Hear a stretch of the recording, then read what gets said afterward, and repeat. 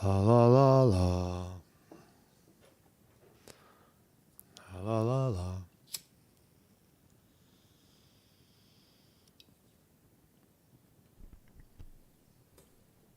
La la la. La.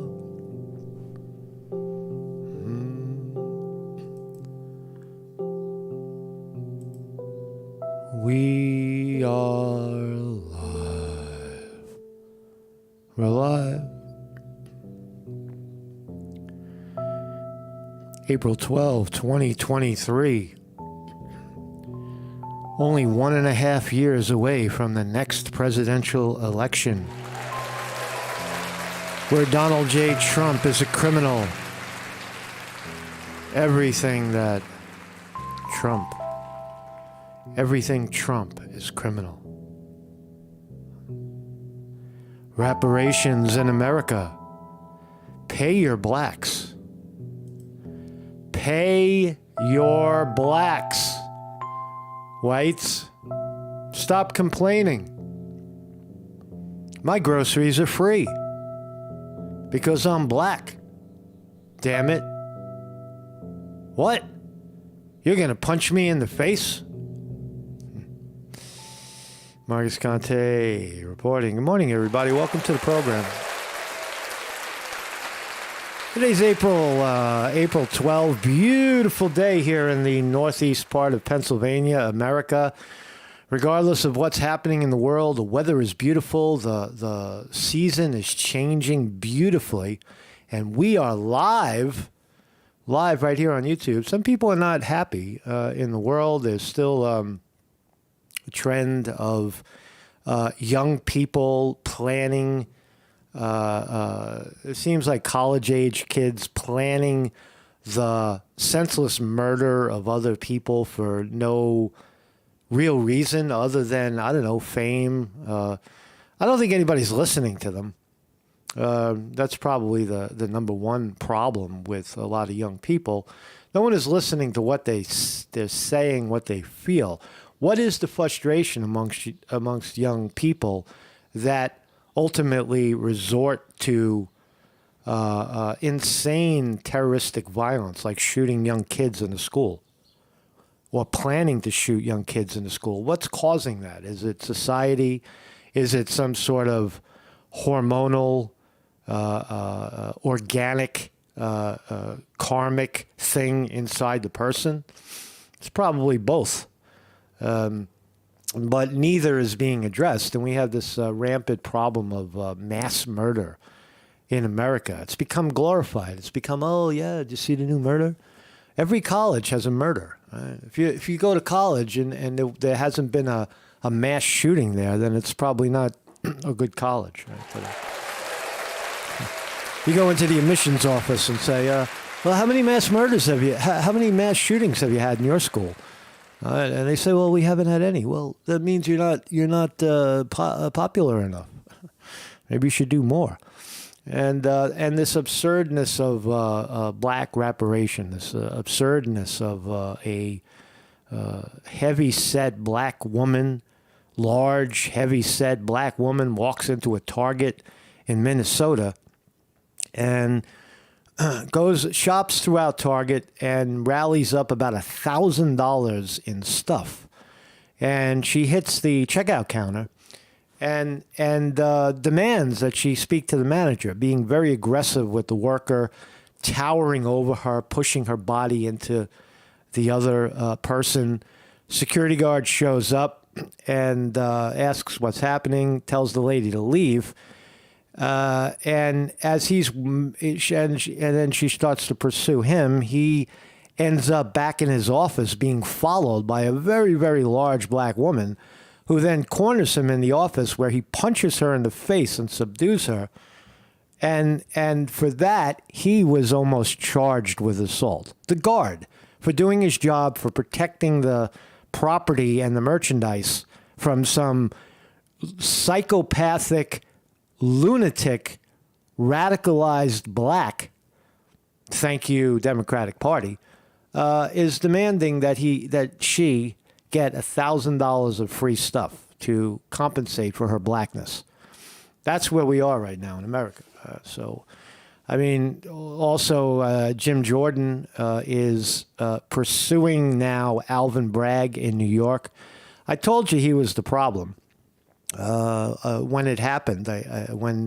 When Trump was indicted, I told you that Alvin Bragg, the plant in New York, the DA, the radicalized black DA, was the cause of the problem. And it now seems Jim Jordan, the House Judiciary Committee chairman, the number one guy on House Judiciary, is pursuing Alvin Bragg and his dealings in New York to try to expose the guy for what he is. So there's that going on, and it's all politics. It all comes down to how do these stories spin out for the 2024 election.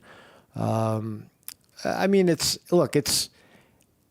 almost, I view elections, I know people don't want to get worked up about elections, but I view them as sporting events, as almost like the event that will be, it's like the Olympics or the Roman Empire clash of the Titans. And it happens every 4 years in America. If you're not aware, we have this every 4 years, the clash of the Titans. One party tries to eviscerate the other through any means necessary. We've now stepped it up to criminal prosecution of your enemy. When you have power, you use your power to criminalize everything your opponent does, a.k.a. Joe Biden doing it to Trump.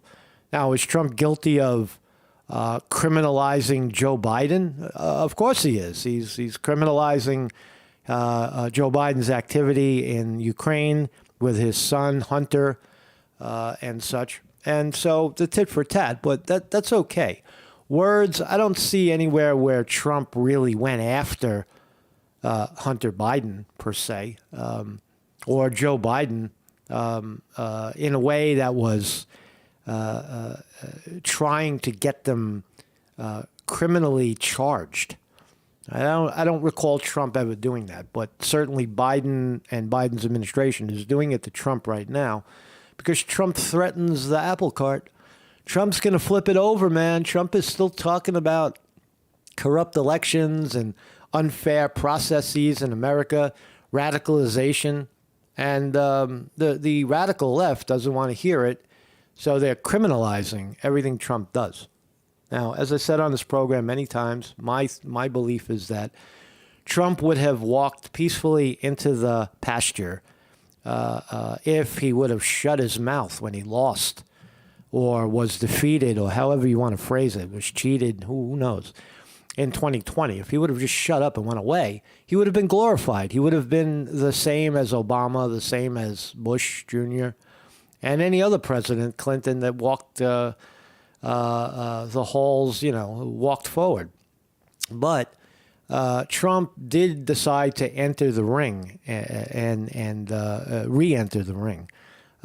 Sort of like what Bill Clinton did. Bill Clinton didn't take a lot of shit when he backed Hillary Clinton.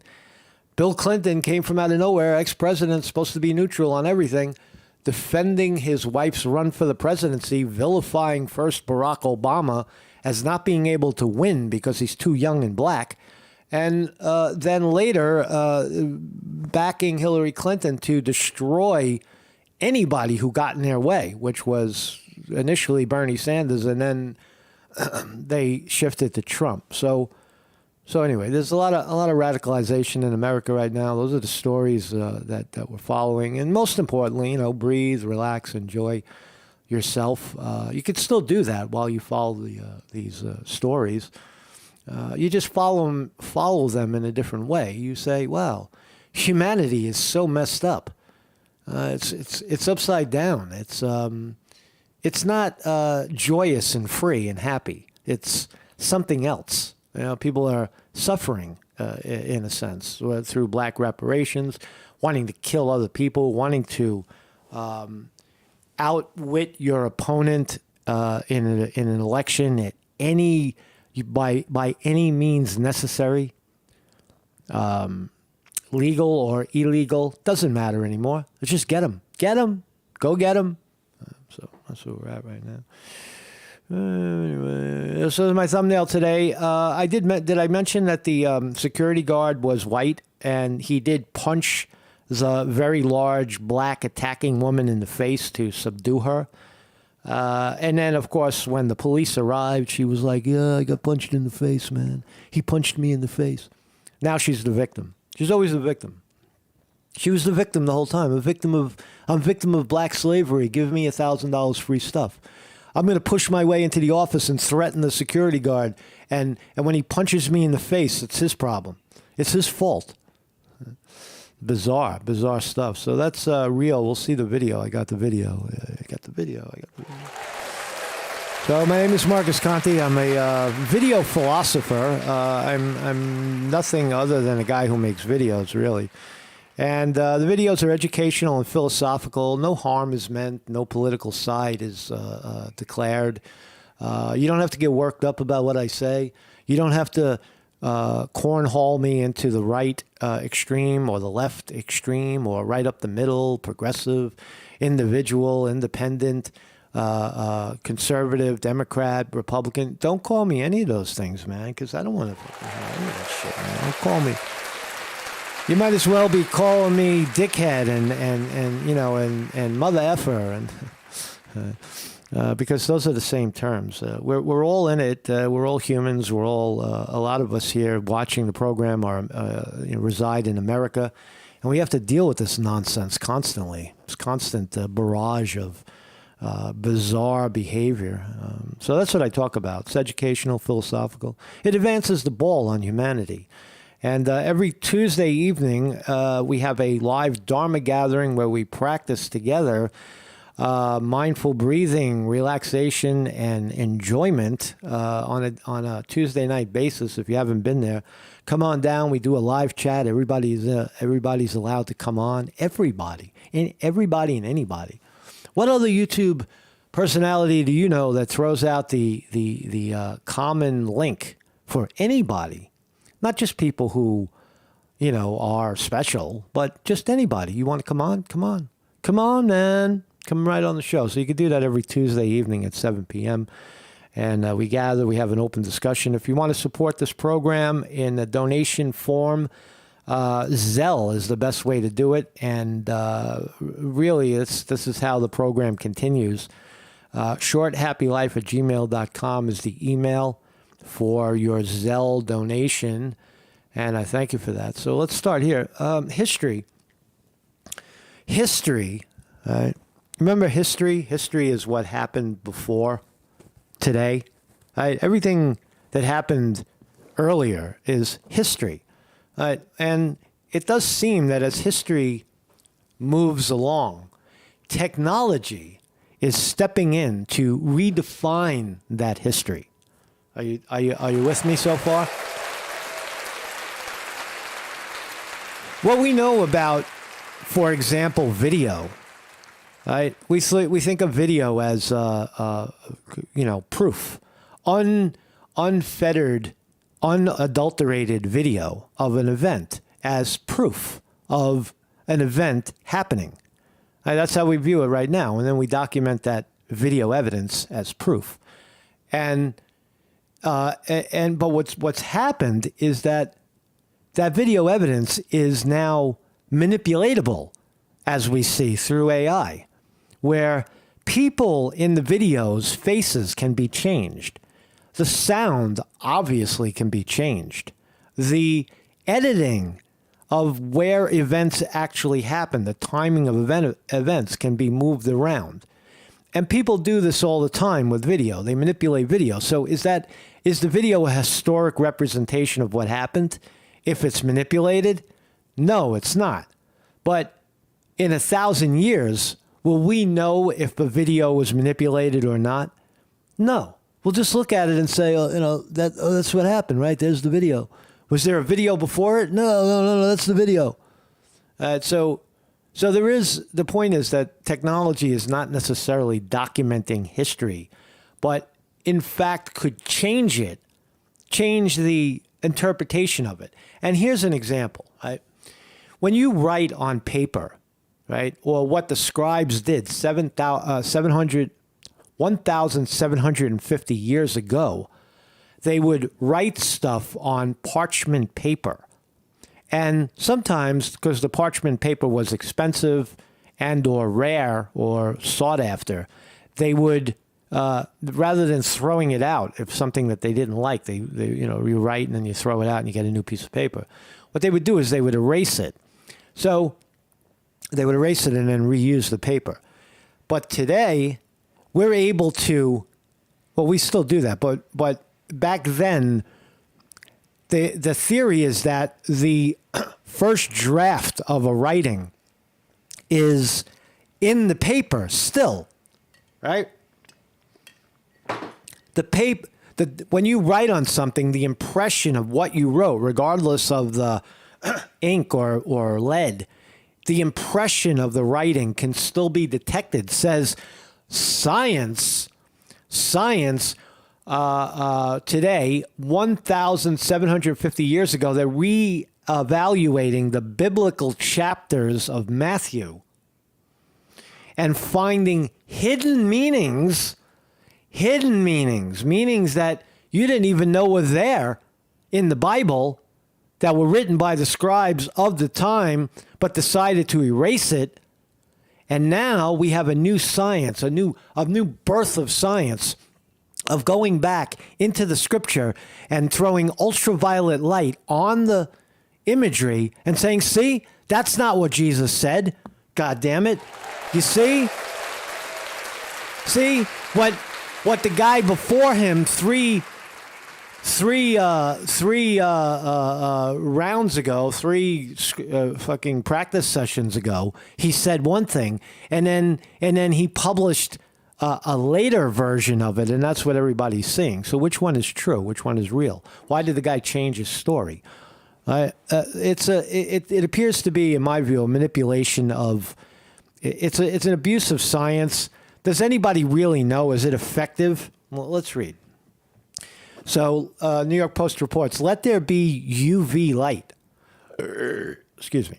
A hidden chapter of biblical text that is said to date back 1,750 years has been interpreted by an Austrian scientist. I'm sorry. Let me start again. So a hidden chapter of the biblical text said to be 1,750 years old has been interpreted by an Austrian scientist. Over there in Austria, the scientists are doing this with ultraviolet light. According to a study, all right, published in the Journal of the New Testament Studies.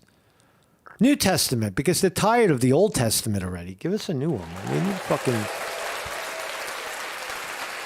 because that Old Testament is all full of white people and shit. And we need a New Testament. We need a newer one with people of all kinds of colors. Gregory Kenzel, a medievalist from Australian Academy of Science, used ultraviolet photography to analyze the Syriac translation. That was the Bible. That was the language they used in the Bible. The Syriac translation of the Bible's Matthew chapters 11 and 12 underneath 3 layers of text in the manuscript.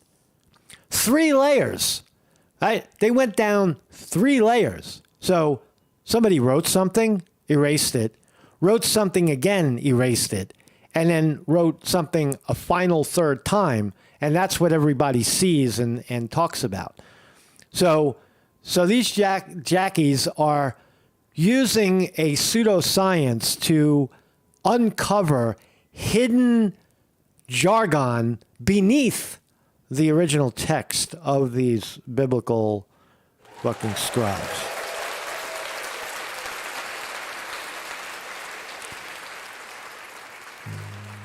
So again, the Syriac Christianity knows several translations of the Old and New Testaments.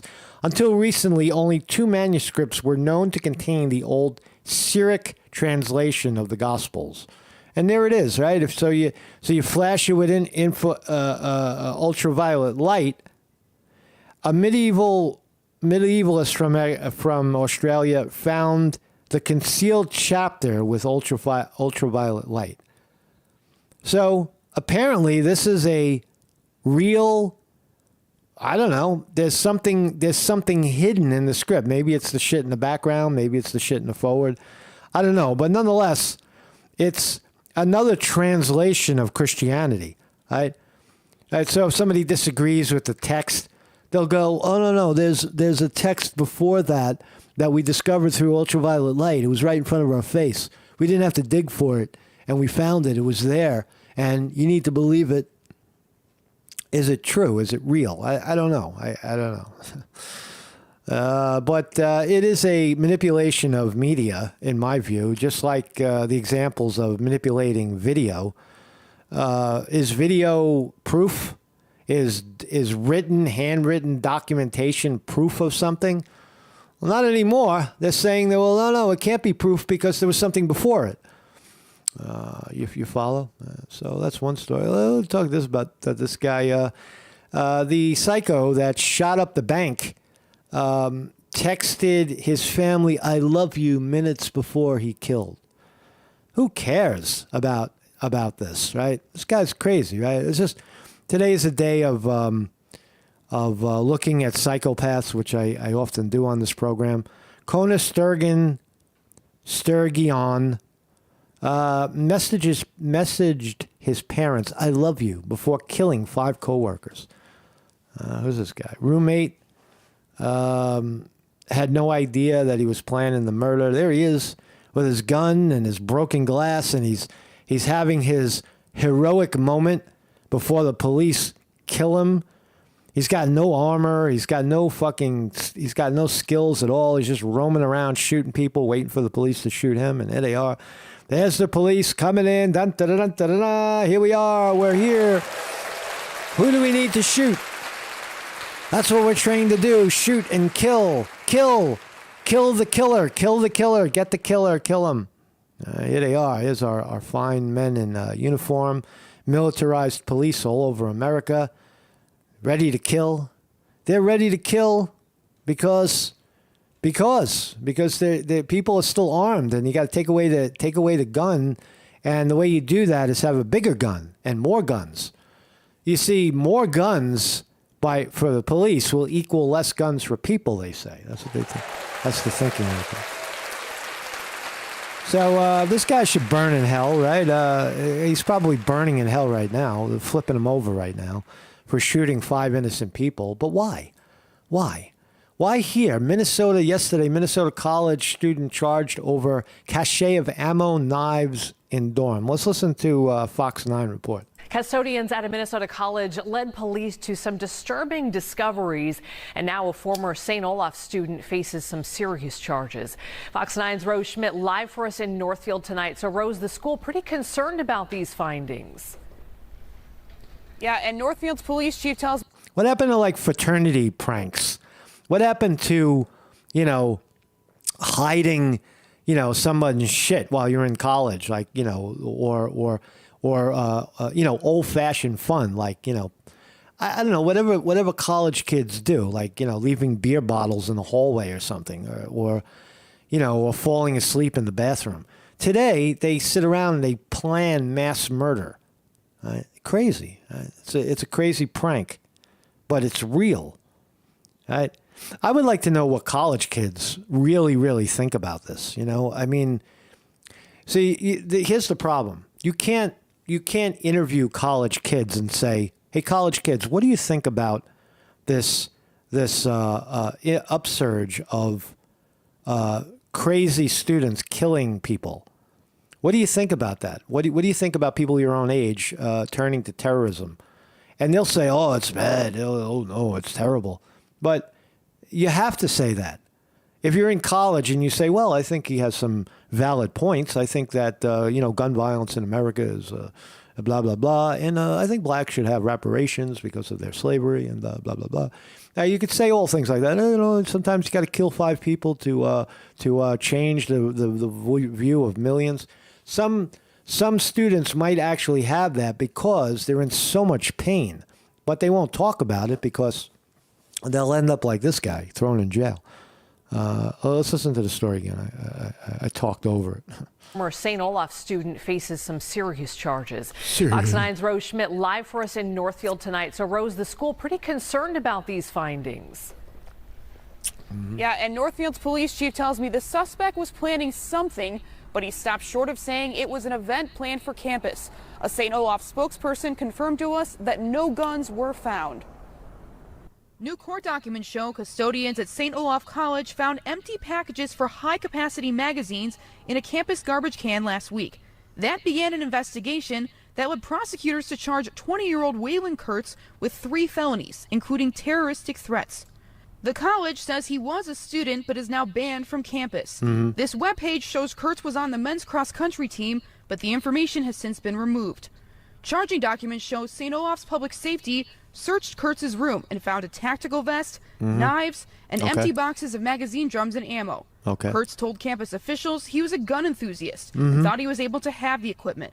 Police say they also found a hand-drawn map of the campus rec facility showing an exit path, as well as a detailed plan to steal ammo from Walmart and notes on which body parts make good shooting targets. The court documents allege Kurtz... It's just like the military. Shoot for the middle of someone's head, the middle of the torso. Nothing illegal, really. He had all store-bought crap in his room. Right? ...texted a co-conspirator about how to ship packages so they wouldn't be flagged as suspicious. There were also photos of a box of rifle magazines on a campus bench with... All right, so he's a rifle enthusiast so far, but get to the good stuff. The text, quote, "Kids have got no idea what's in here, ha ha." A spokesperson... That doesn't mean anything. Kids have no idea what's in here. He could have had a bag quote, of M. Kids have got no idea what's in here. He could have had a bag of M&Ms in there too. Kids have got no idea what's in here, ha ha. A spokesperson for St. Olaf tells Fox 9 it's cooperating with Northfield Police. A message was also sent to the campus community last week saying the news is unsettling and raises many questions, but police don't believe there's an ongoing threat to campus safety. All right, well, there's more to the story. That wasn't very thorough, Fox 9. A student, let's try to unpack it a little more. A student at private Minnesota college has been hit with a new slew of charges over his cache of ammunition, magazines, knives, and tactical vests, along with a hand-drawn map of a site on campus and chilling shooting instructions. Now, that's bad. Right there, chilling shooting instructions. That's pretty bad. You're planning, plotting, conspiratorizing. Kurt was, he's a sophomore. Kurt was charged with conspiracy to commit second-degree assault and conspiracy to commit threats of violence, making terroristic threats, and planning a theft. So he had other things like tactical knife, folding knife, firearm earmuffs, 6 propane canisters, fireworks, lighter fluid, a battery with wires, and a lock-picking set. I always wanted one of those, a lock-picking set, in case you get locked out. Cops also confiscated notebooks with writings that included, here we go, a highly detailed plot to steal ammunition from Walmart. I take that back. Police radio frequencies. Well, those are public. Police radio frequencies anybody can get with a scanner. And a hand-drawn map of a recreational facility on campus. A recreational facility on campus, a hand-drawn map. And here he is, looking a little alive. Looks pretty alive to me. Looks a little on the. He's got a crooked nose. I mean, maybe that's his reason. He can't breathe out the left side of his head, or the right side. And face analysis, right? Look at his nose. His nose isn't straight. His nose is left.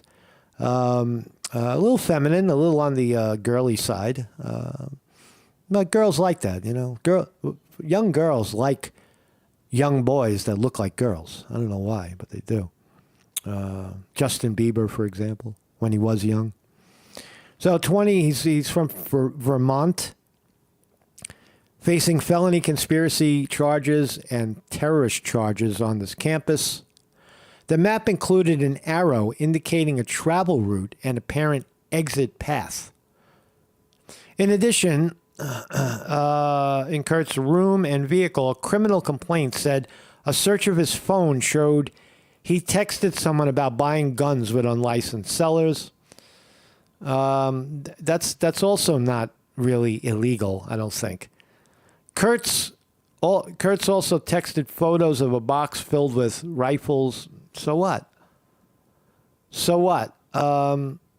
He says that the average door takes 2.5 kicks to crumble. He talked about where to shoot somebody. No, those are military. Those are military people. People like that stuff. Oh, I'm going to learn how to kill people. It doesn't mean you're going to go out and do it. It means you might use it someday. So far, I don't see anything damning. I don't see anything conclusive that he was about to do this. So, what do we have to do? We have to wait for him to go out and shoot people? See, that's the problem. That's the problem right there. That's the problem law enforcement faces on campuses is like, well, this trend is happening, and if you fit the trend, any guns, any kind of toys, I'm sure he broke a lot of rules by having those sorts of paraphernalia on campus. Campuses they're within their rights to have those sorts of rules. If you don't like it, don't go to the campus. No guns. It's a no-gun zone. And he had them there. So he's being held in jail on $100,000 bail. So when I first popped the story open, I was under the impression, I've changed my view on it, that he was clearly a conspirator in some kind of high terrorist event. But it turns out on further investigation, he didn't really do much other than have a lot of junk. Right? He didn't say, "Oh, I'm going to go out and kill people." Right? That's different. I'm going to go out and kill people. Is it? Where does the conspiracy end? Is it? Are you allowed? You're not allowed to draw a map of a college. You're not allowed to. You go. If I went to school and I wanted to draw a map and show people how I would get around, for educational, philosophical purposes, not to kill people, but just to show people how, if a killing should happen, maybe this is the best way to get out. Maybe that was his intention. Who knows? You don't know. We're going to find out because he's being held on many, many felony charges. His lawyer says he drew the map for somebody else, denying it. No guns were found. No guns. No guns were found. The kid is an avid hunter. All his guns are back in Vermont with his family. So I'm gonna give him a pass at this point until there's more evidence here. I'm not convinced that he really did anything wrong. It might be a gray area right there. So let's talk about this. So imagine for 1 second you're in Target. Right? You're a Target, the store Target, and you're shopping and income, or better yet, you're the cashier. You're working at Target. You're checking people out, and you're a short white woman, right? And this supersized black lady comes in. She goes shopping in Target, puts $1,000 worth of stuff in the basket in her cart, and as she's checking out, she tells the very small white woman cashier, the very big black woman said, "Get your manager. I want to talk to him I want to have a discussion about how money works in reparations." Right? Sort of. That's paraphrasing what she said. And gets very aggressive with the shorter black woman who's just there working, the cashier, pushing her with her big fat body. And then a security guard steps in, who's the same size, a regular size white man. You got to identify people by color. And then she starts to pursue him, follows him into a room, and gets punched in the face and subdued by the security guard. So Well, let's start with the video. Let's start with the video if you can see it. I got a bigger video of this? No. Where's the big video? Where's the video? Oh, here we go. Let's watch. So here, there's two parts of it. Let's watch the... Statement. A cashier called over the manager where the suspect was kind of whispering, asking her to make reparations regarding her groceries. You see how the large black is pushing the cashier with her body? $1,000. Hands in her face. The manager told the suspect that if she wanted a donation, she needed to call in the morning.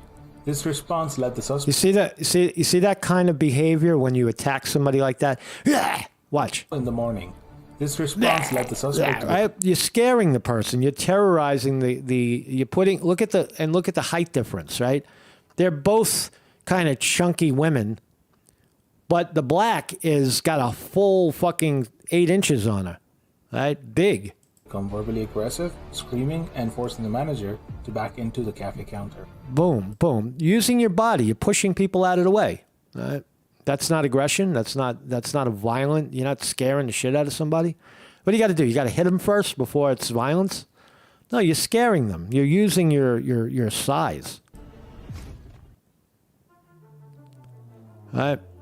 And then this happens. There's a security guard. The security staff member intervened and told the suspect to calm down before the suspect began backing him into the security office. All right. So now she tries the same routine with him, pushing the security guard back. Security guard should have held his ground. You know, if you're in the security guard position and someone does that, and you're fully aware that if you're in control of the situation, you push them back. That's what you do. If someone is aggressively walking at you with their hands down, that's what police do. They don't punch you, they don't shoot you, they push you back and back up and stay where you are. You push them and shock them. That's how you handle the situation. You don't keep moving back because you give power to the aggressor. You got to let the aggressor know that she's not gonna win that kind of confrontation. But he didn't do that. He kept backing up. Screaming. You know, you don't want to be the problem with the security guard is he doesn't want to be the person who pushes the fat black lady on camera. Right? That's the problem, right? He's not allowed to do his job. That's what's happening. Inside the office, the security staff... And here's where it gets good, right? So he's saying, get the fuck out of here. Get out of here. He goes back to his office. He's almost done with it. He's done with her, right? He's done with her. Why is he done with her? Why, if you're security guard, why do you walk back to your office? Why don't you walk out the door and let her follow you? Let her follow you out the fucking door, you idiot. But again, he didn't do that. He didn't nip it early. Not well trained at all. He's not a well trained security guard. He didn't nip it. He didn't direct the violence out the door away from people. Instead, he backed himself into a closure, his office, and this happened. Staff member punched the suspect in self-defense. Bang. Let's watch one more time. So he inside backs. the office, the security staff member punched the suspect. Boom. Inside the office, the security staff member punched the suspect. Bang. The security staff member punched the suspect in self-defense and then called the police. Inside the office, the security staff member... There's something that goes flying out of her hand that lands on the floor. Watch the lower part of the screen. Punched the suspect in self-defense. All her shit goes flying out. Her change, her wallet, right? So he's probably martial arts trained. Inside the office, the security staff member... He's probably a boxer. Watch. Punched the suspect in self-defense and then called the police. So he never dropped his phone. That was a good punch. That was a good deal. There's another video. There's a couple of things happened before that. Let's watch a little bit of that. I think our security. Okay, and who hit him? They guessed that he. This is the cop. This is the police body cam.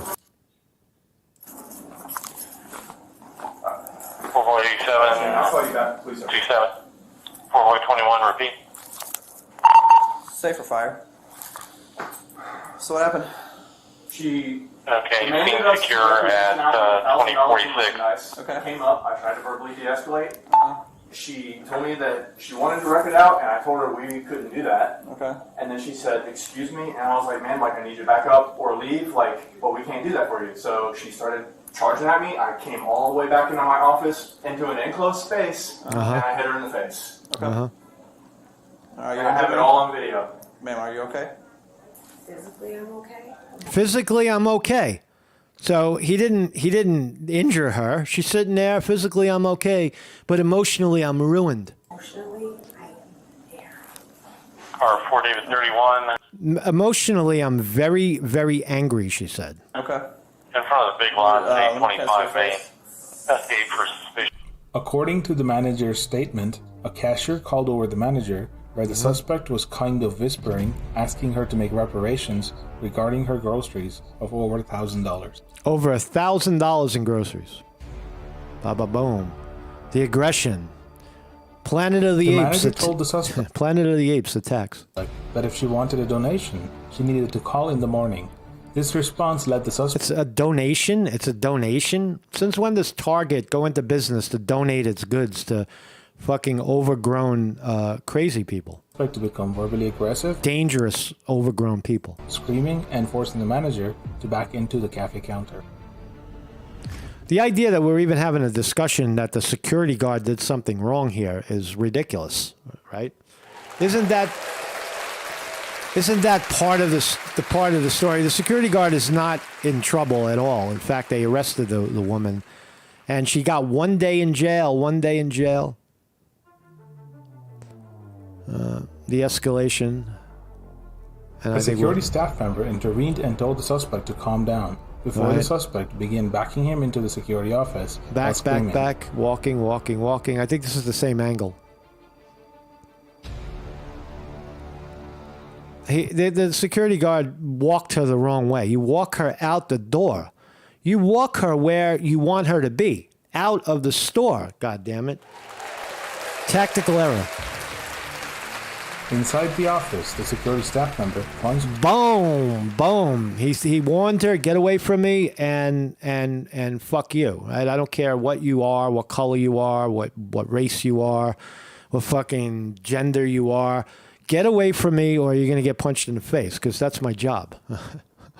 So shopper in the face, punches shopper in the face. Target security guard slugs female shopper in the face after she demanded her $1,000 bill be paid by reparations before telling cops this was her Rosa Parks moment. She's trying to be famous. She's a hero. She's in the store violently confronting cashiers and security guards and stealing $1,000 in merchandise because she is Rosa Parks, who wouldn't give the white man his seat on the front of the bus and was told to get to the back of the bus. Is there any correlation between those two stories? Not in my eyes. So the Zach, the security guard, 28 years old, slugged the 37-year-old fat bitch. That's the ages. What else? What else do we know about this? There's more to $1,000 reparations. So what the fuck are reparations? Are you sure? Are you even familiar with what this is? Reparations. We already talked about that. I had a piece over here. Yeah. So New York Post had reported this is a race to gaslight Black Americans. It's becoming like an Olympic event. I agree with that. So the idea behind reparations in wherever in America, this is in San Francisco, for example. They want to give each black $5 million and eliminate all personal debt and tax burdens. That sounds reasonable. Tens of thousands, maybe millions of blacks all getting $5 million I don't see a problem with that. It is wildly unrealistic to think that non-black San Francisco families can withstand the burden of an estimated $600,000 each to support the $5 billion proposal.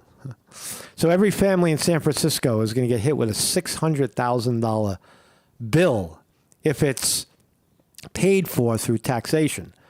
If the government signs the check, then we'll feel it in a different way. But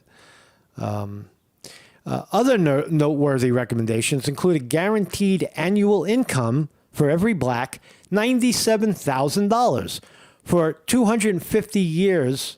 For 250 years, for each of San Francisco's 50,000 black residents, and a home for just $1 a family. Wow. So, $5 million up front. If that's not enough, then we'll guarantee you $97,000 a year for doing nothing, for just being black, for 250 years to correct the problem inside of me. This will solve and make the problem inside of me of hating, and for whatever reason I ended up here. I don't know. It has something to do with blacks selling other blacks in Morocco 300 and 400 years ago to the slave trade, and we're still talking about that. They're still talking about it. Blaming the white buyers and not the black sellers. Black sellers, they needed to make a buck. The white buyers, they're slave owners. So crazy story. I don't know where you stand on that. I think the security guard in this case did the right thing. He should have.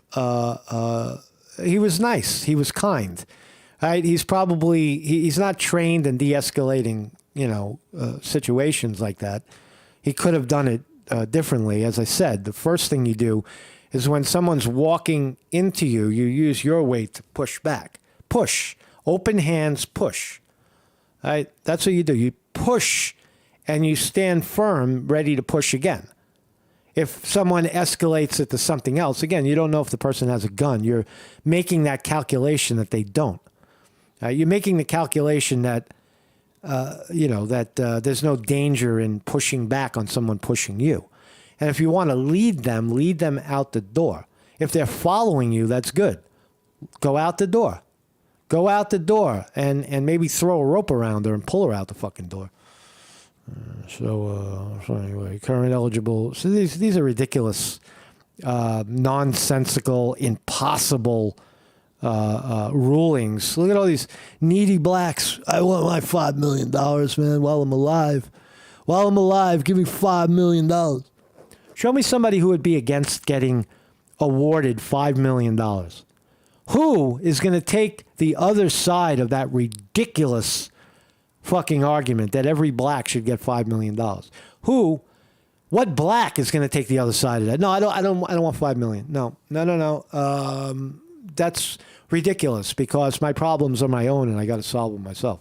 I got to become more competitive or more acclimatable to American culture. And I got to stop attacking people at Target and demanding free stuff. But some will say, no, I'll take the $5 million, 97 grand a year. Damn, $5 million. I buy myself a LA mansion. And smoke it up for 250 years. My kids will be. You make. Can you imagine if we actually did that? You would create a dystopian world 250 years from now, if it's still honored, of super fat, large, aggressive, violent, dangerous blacks eating more than they should, consuming way more than they should, blaming everybody and everything around them for their fucking problem, right? And they're useless. All they can do is take the money. You would create indolence out of that. You would create a societal disaster. Do you think the average the average poor fucking homeless black guy, you hand him $5 million. You know what's going to happen to that guy? The money is gone. He's going to burn it. Poof. Up in smoke. Because he doesn't know how to handle it. He doesn't even know what it is. The money that he wants is nothing more than, a couple of, maybe $100 a day, would be living large. Millions of dollars would destroy the guy. But true story, you can't make it up. Happening right now in a Target near you. Fascinating. Where was this anyway? Where was the store? Ohio. This was in Ohio. It wasn't in California, by the way. So it's not isolated in California. And so anyway, that's all I got. Let's take a look at the markets. Do I have the market? I don't have the market. Yahoo. And we are open. We're open. It is 8:59. We've been open and the markets are up. Markets are up today. Everything is green. Dow Jones Industrial Average pushing higher at 140, up 143 to 33,800. Can the Dow Jones break 35,000 again and keep on going? Looks like it's on its way. NASDAQ level at 12,038, up 6 today. NASDAQ saw 16,000. Can it get back up there? I hope so. S&P 500 up 11 at 4,100. Predictions are that it can go over the top again, maybe up to 4,700. And let's break out. Let's break out some new highs. This is good when you see it, although today isn't a particularly active day. It is a good sign when things level off like this. There's also, again, the big problems on Wall Street is the idea of inflation, is the Fed's activities of curbing inflation by jacking up the interest rate. Is it working? Are they going to continue to jack up the interest rate? And what does working mean? It means that they create more unemployment because companies then lay people off. It's a chain reaction. That's what they're trying to achieve. So they look at the employment number, not if it's going up, but if it's going down. That's what Wall Street wants to see. They want to see, they want to see unemployment go up. They want to see the amount of people employed go down. Right? That's what Wall Street wants. Most people want employment to go up and unemployment to go down. But Wall Street has a different agenda. And so those are two things that one of many things that Wall Street is looking at right now. The fact that $2 trillion got pumped into the market 2 years ago during the pandemic is also still in play. There's too much money circulating around. Higher interest rates. The dollar clearly under attack. We talked about it last night on the program about the dollar not being the global currency any longer at some point.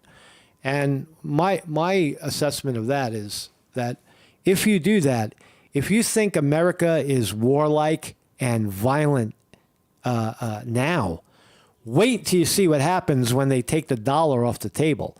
Everything destabilizes. Right? All of the countries are now trading with each other. Right? And the example is Japan. For example, Japan depends on the United States for self-defense. We demilitarized Japan after World War II, and we guaranteed them defense from their enemies. And who are their enemies? Russia? China? No, they're not. Japan is even willing to trade and buy oil from Russia and even tolerate China. So why does Japan even need the United States anymore to back it from its enemy, who it's not their enemy? The United States is the enemy. The United States is the country keeping them in shackles by offering them military. Japan has lots of money. They can buy their own bombs and planes, and they can't do it because of the enemy, the United States. you're seeing a destabilization of global alliances right now, is what I see.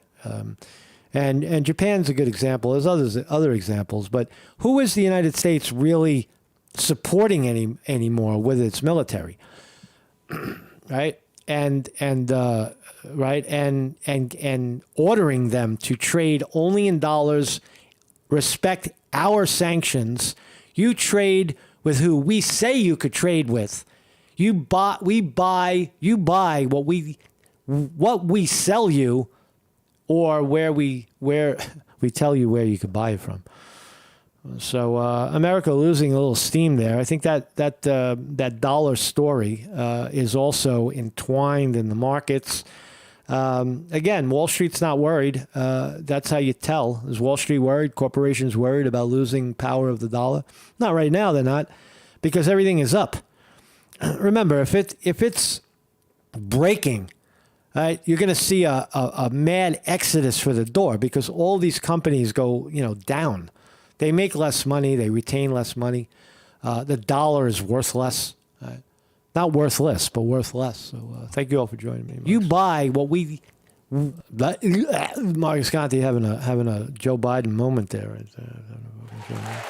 So thank you all for joining me. Marcus Conte reporting. I'll see you all guys. See you guys tomorrow. Tomorrow, man. Enjoy your day. Enjoy your day. Happy Wednesday to you. You're over the hump. Enjoy this fascinating weather. It's now...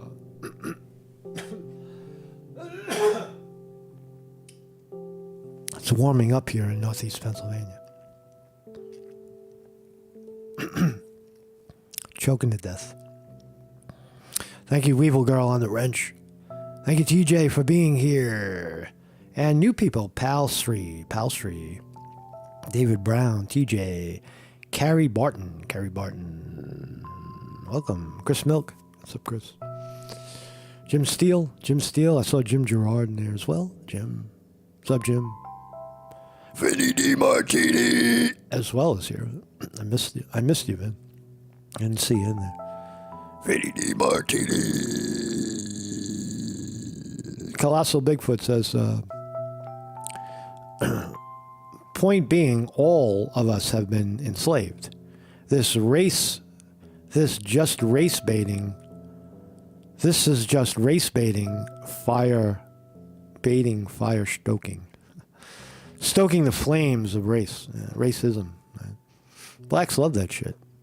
It pans out well in elections, too. Marcus Conte reporting.